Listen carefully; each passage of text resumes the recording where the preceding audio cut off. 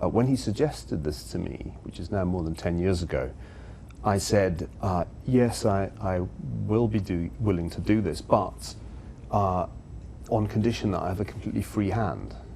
You have to kind of accept that if you ask me to do this and give me access to your private papers, I will write what I think is the truth, which was incidentally the basis on which I'd written the previous book, The History of the Rothschild Family.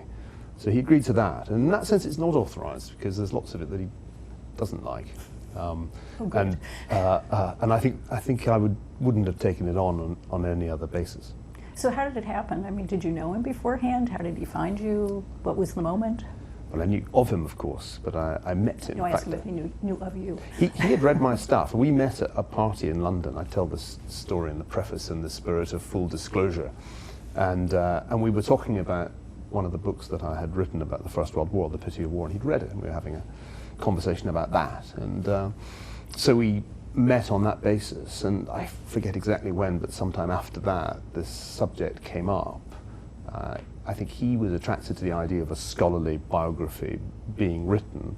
I wasn't the first person that had been considered for this job, but when he put the question to me, I dithered around and actually initially said no. And he then wrote me a very Henry Kissinger letter. Was it a letter or an email? It was a letter. Wow. He doesn't do email. And the letter said words to the effect, "What a great shame.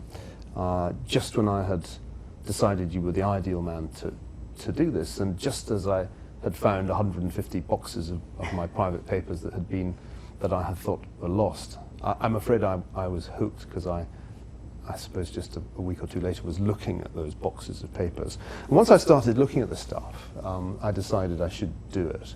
I'd been a bit daunted beforehand because it is an extremely difficult life to write for a whole range of reasons. It's controversial, it's very well documented, it's just a difficult thing to do.